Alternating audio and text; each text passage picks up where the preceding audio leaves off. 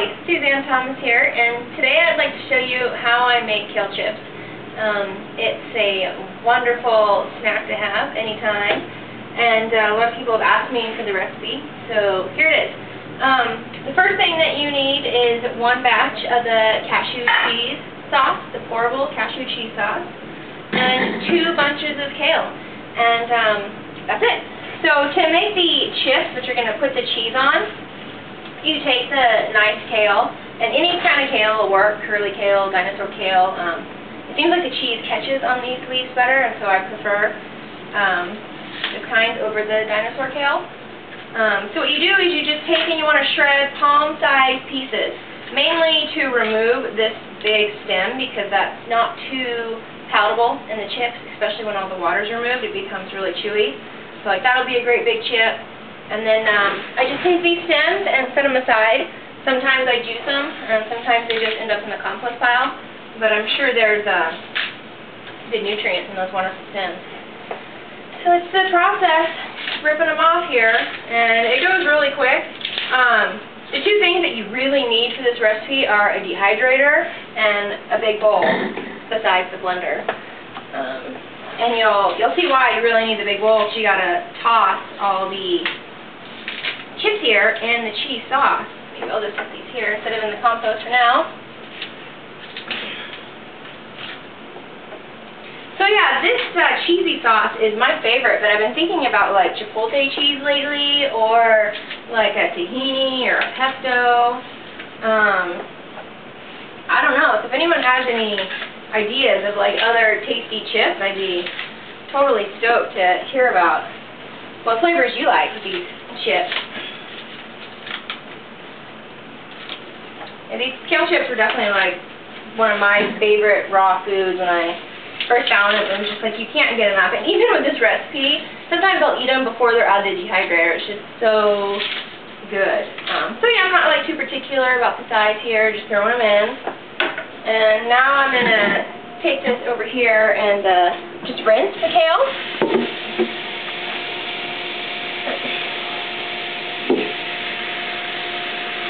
I'm just filling up this water here, and I'm going to massage the kale a little bit, making sure that any dirt or debris that was left over from the first time I rinsed them is just definitely gone. I like to really play with my food, just get in there and, you know, feel it. Love it. Just gonna hold your arm over them and pour all this out.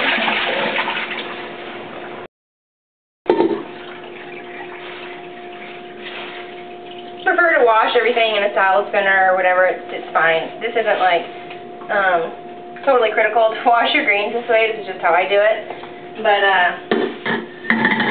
what is important is that whatever you've done in this blender that may have solidified a little bit is whizzed up again.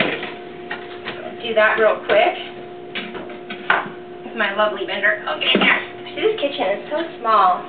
It's going to be so wonderful to one day have a bigger kitchen with a dishwasher and everything. Oh, all the amenities. So that's all that needed was a little whiz. And my favorite part, getting dirty. Just want to pour that on there.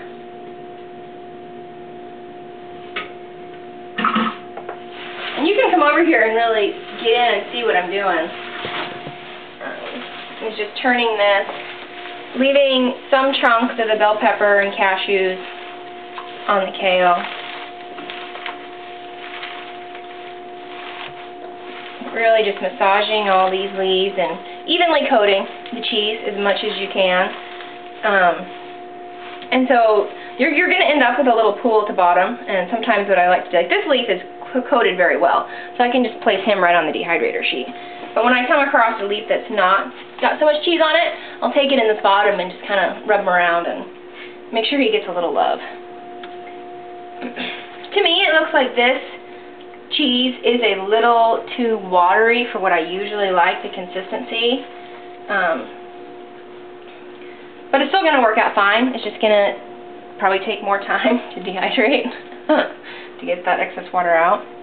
So the 2 bunches of kale is enough to fill up a 9-tray dehydrator, and like I said, this recipe is so good that you definitely want to make as much as you can when you're at it. So I always do 2 bunches and fill up the whole tray. But the thing is, because these leaves are so curly and so just full of life and vibrant, you only use every other tray. So you're using about 4 trays and spacing them, and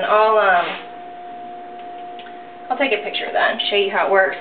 But that's pretty much it. And so you know, put them on the dehydrator sheets, put them in the dehydrator, and I do mine at 135 for 2 hours, and then turn it down to 115 until they're crispy. And the time that it's going to take to dehydrate really depends on the climate you're living in. I remember living in Florida, it took a lot longer, and if I left them in the dehydrator too, they would actually absorb some of the moisture again. So it's about 2 hours, and then another hour or 2 depending on where you live, but you'll definitely get to know that crunchy flavor that resonates with you. And I sure hope that you enjoy this recipe and try it today. If you really do enjoy it, share it with your friends on Facebook, and let's start a kale chip revolution. All right.